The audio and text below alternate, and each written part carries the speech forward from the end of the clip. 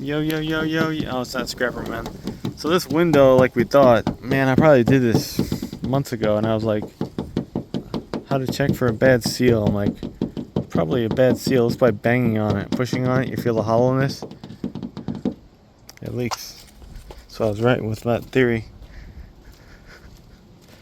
And this side, I think it's solid.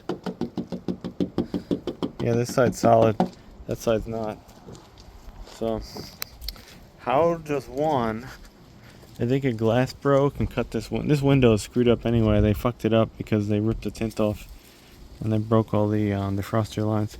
But how would you cut this thing out? Because that's bad. Even when it has a busted seal, I think you can lose it. But it's loose. You can push on it all down the whole side.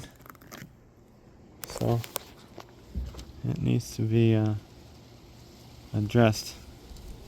And that's why we have rusting issues in the back.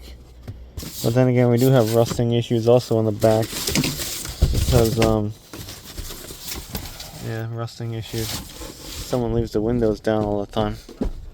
Oh, that really got wet. Look, it's all freaking screwed up looking back here. Yeah, I don't know about that.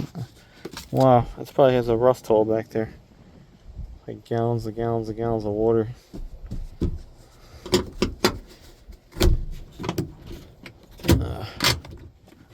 As you see, pools. So we are the water leak king. And this is pooling right here. So there's your problem.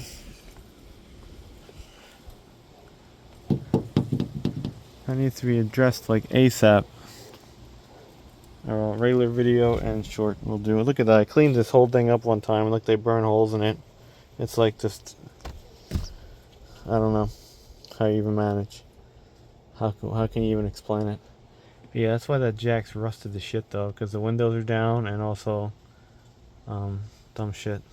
So yeah, it's amazing.